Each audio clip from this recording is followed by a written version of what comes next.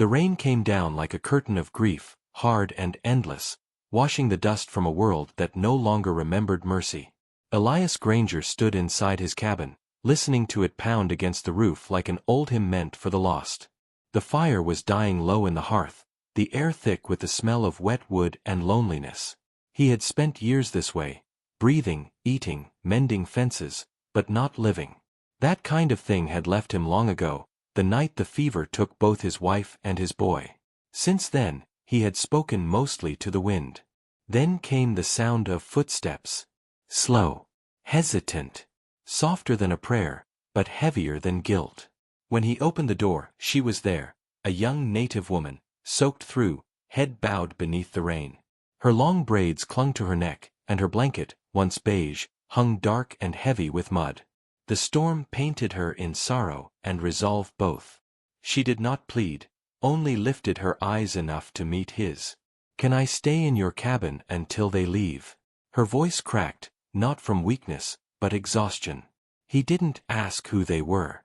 The look in her eyes told enough. Fear, chased by something cruel and unrelenting. Behind her, thunder rolled like hooves. Somewhere out in the hills, men's laughter echoed through the rain, distant but close enough to make her flinch. Elias felt the years fold back on themselves. The soldier in him wanted to shut the door. The man in him, the one buried under grief and whiskey, couldn't. He stepped aside. She entered without a word, dripping onto his floor, a ghost come in from the storm. He gave her the chair near the fire, poured black coffee into a tin cup, and handed it over. She took it with both hands, as if warmth were something borrowed, not earned. The rain beat harder. For a while, the only sound between them was the whisper of steam from the cup and the crackle of damp logs. "You can rest," he said finally. Her eyes flicked toward the window. "No. They'll find me if I sleep." He studied her face in the dim firelight, the dirt on her cheek, the fine line of a scar beneath her jaw, the defiance in her stillness. Not beauty in the soft way, but in the way storms were, fierce, unyielding, carved by survival. "What did you do to make them hunt you?" She hesitated. "Freed something that wasn't mine." He frowned. "A horse. It was half-starved, chained. I cut it loose." Her words hung in the air, fragile yet steady. The kind of honesty that made a man remember the part of himself he'd buried. Elias leaned back, the chair creaking. "They won't stop," she added, voice barely above the rain. He looked into the fire, saw flickers of another time. His wife coughing, his boy's small hand going still in his. He had once promised never to interfere in another soul's trouble. But promises meant little against the sound of fear. "You can stay till morning," he said at last. She nodded, relief subtle as breath. Her fingers trembled around the cup. He handed her a dry blanket, his wife's old one, faded blue with a patch near the edge. For a second, her eyes lingered on the stitching, delicate, careful, and something softened in her face. The hours crawled. She stood near the window, eyes on the dark. Elias sat near the fire, the revolver resting beside him, though neither spoke of it. When he finally drifted toward half-sleep, it was her voice that stirred him, quiet, low, not in words but in melody. A song, something ancient and mournful, carried on the rhythm of rain. "You sing that for yourself, or them?" He murmured. "For what I lost," she said. "For what's still running." Outside, a faint whistle cut through the storm, sharp, deliberate. Her shoulders stiffened. Elias rose. The whistle came again, closer this time, followed by laughter. Cruel, slurred, the kind that reeked of whiskey and power. She turned to him, eyes wide, voice trembling now not with fear but resignation. "If I leave, they'll stop." Elias stepped to the door, his silhouette caught in the lantern glow. His voice was calm, almost gentle. "Not while you're under my roof." The pounding began, fists on wood, drunken shouts slicing through the rain. The cabin shuddered with every blow. She backed away, clutching the blanket tight around her shoulders. He reached for his revolver, thumb steady on the hammer. The men outside cursed, demanding the girl. Thunder answered instead. The door handle twisted once, then again. Elias took a breath deep enough to anchor his ghosts. "Stay behind me," he said softly. Her reply was a whisper swallowed by the storm. "You'll get yourself killed." "Maybe. But not tonight." The next sound was the door latch breaking, wood splintering like a bone. Rain and voices rushed in all at once, and the lantern light trembled, painting them both in fire and fear. Then the world went dark. The gunshots split the rain like lightning, and for a breathless moment the whole world held still. The sound echoed through the valley, tangled with thunder, vanished into silence. Elias stood with smoke curling from the revolver in his hand, chest heaving, eyes burning with the knowledge of what he'd just done. The men were gone, one running, one crawling, one lying still in the mud. The storm swallowed them all.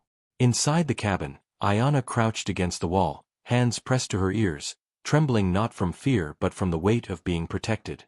He holstered the gun, his face unreadable. For a man who had sworn never to kill again, the silence afterward felt heavier than the shot itself.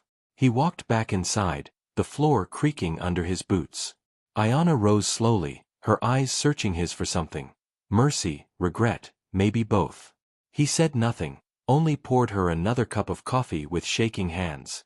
They sat across from each other in the dim firelight, the storm easing into a steady whisper. She broke the silence first. "You didn't have to do that." Elias looked at the dying flame. "Maybe not. But I did." There was no pride in his voice, no triumph. Only the tired resignation of a man who had once buried his rage beneath the earth, only to find it still breathing. By dawn, the rain had softened to mist. Smoke drifted from the chimney, mingling with the low fog that rolled through the valley. The land smelled of gunpowder and wet cedar. Outside, one of the men's horses still lingered near the fence, reins tangled. Elias stepped out to free it, and Ayanna followed him quietly, blankets still around her shoulders. They buried the dead one behind the barn, under a patch of wild sage. Neither spoke a prayer, though both felt one pressing against their ribs. When it was done, Elias leaned on his shovel, staring at the rough mound of dirt. "You shouldn't have had to see that," he said. "I've seen worse," she replied. "But you shouldn't have had to do it." The words hung between them, soft and sad, like two ghosts learning to speak again. Later, they shared bread and silence at the table. The air inside the cabin carried a strange peace, fragile, borrowed, but real. She asked him about the photograph on the mantel, the woman with kind eyes, the child with a crooked smile. He told her their names without looking up, and when he said the boy's name, his voice broke the way trees do under too much snow. Ayanna reached across the table, her fingers brushing his wrist. Just a touch, light as breath.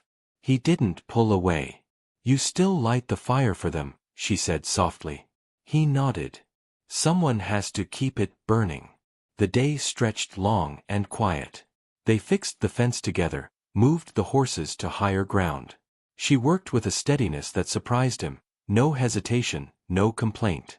Her hair loosened in the wind, strands sticking to her face, and he caught himself watching her, not with want but with something gentler, recognition. When the sun began to sink, a shadow crossed the field. 3 riders appeared on the ridge, the same men from the night before, those who had fled. They sat motionless, dark against the pale sky, their silence more dangerous than shouts. Elias felt the familiar pull of dread rise in him again. He glanced at Ayanna, who had already seen them. Her jaw tightened, but she didn't run. "They're not finished," she said. He nodded once. "No. They never are." That night, they prepared without speaking. He checked the rifle, she filled the lanterns. The storm had passed, but the air was thick with waiting. She stood by the door, her shadow long across the floor. "You could leave now," Elias said. "Take the back trail through the pines. They won't find you." Ayanna shook her head. "I'm tired of running." He studied her. This woman who had walked into his life out of the storm, who carried her sorrow like a shield. He realized, then, that saving her was not what he had done. She had saved him, pulled him out of the hollow he'd been living in. When the first hoofbeats came again, distant but certain, he didn't reach for his gun right away. He turned to her. "If they come, we stand together," he said. She gave the faintest nod, eyes bright in the lantern glow. "Together, then." The sound grew louder, closer, until it was all around them, thunder without rain. The horses screamed, the boards of the porch groaned, the door rattled in its frame. Elias felt the old fear crawl up his spine, the memory of every loss pressing against his chest. He looked once more at her, at the calm in her eyes, and for the first time in years, he felt something that wasn't despair. Hope, faint and stubborn as dawn. Then came the final sound, a voice outside, shouting his name, promising blood for blood. Elias raised his rifle, steady as stone, and whispered under his breath, "Not a prayer but a promise. Not tonight." The door shuddered under the first kick, and the light in the lantern flickered once, then went out.